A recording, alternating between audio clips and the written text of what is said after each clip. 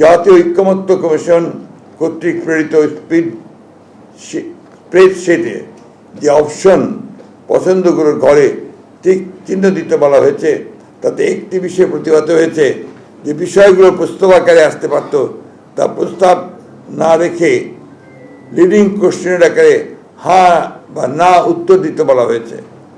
যেমন প্রস্তাবগুলো গণপরিষদের মাধ্যমে বাস্তবায়ন চাই কিনা হ্যাঁ বা না বলুন, কিন্তু প্রথমে সিদ্ধান্ত আসতে হবে যে গণপরিষদের প্রস্তাবে আমরা একমত কিনা। একইভাবে গণভোট ও গণপরিষদ এবং আইনসভা হিসাবে নির্বাচিত সংসদের মাধ্যমে প্রস্তাবগুলো বাস্তবায়ন চাই কিনা ইত্যাদি হ্যাঁ বা না বলুন। চুল পড়া অনেক কমে গেছে, থ্যাংক ইউ মা। চুলের ভিটামিন জুই মাল্টিভিটামিন কোকোনাট অয়েল।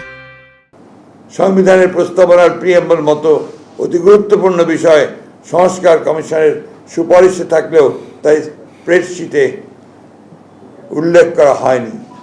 স্প্রেডশিটে 70টির মতো প্রস্তাব উল্লেখ করা হলেও মূল প্রতিবেদনে সুপারিশের সংখ্যা প্রায় 123টির মতো। একইভাবে নির্বাচন ব্যবস্থা সংস্কার কমিশনের মূল প্রতিবেদনের 150টির মতো সুপারিশ তুলে ধরা হলেও স্প্রেডশিটে মাত্র 27টি বিষয় উল্লেখ করা হয়েছে, তার মধ্যে অধিকাংশই সংবিধান সংস্কারের সাথে সংশ্লিষ্ট। তাই আমরা মনে করছি স্প্রেডশিটের সাথে মূল সুপারিশমালার উপর আমাদের মতামত সংযুক্ত করে দিলে বিভ্রান্তি এড়ানো যাবে।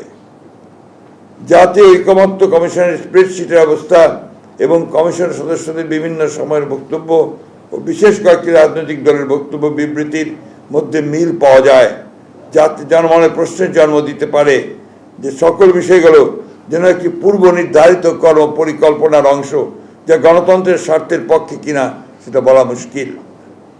সুপারিশমালাসমূহ পর্যালোচনায় প্রতীয়মান হয় যেহেতু ভবিষ্যতে অনির্বাচিত ব্যক্তিদের রাষ্ট্রীয় দায়িত্বে নিয়োগের অযৌক্তিক প্রচেষ্টা রয়েছে, যা অনভিপ্রেত।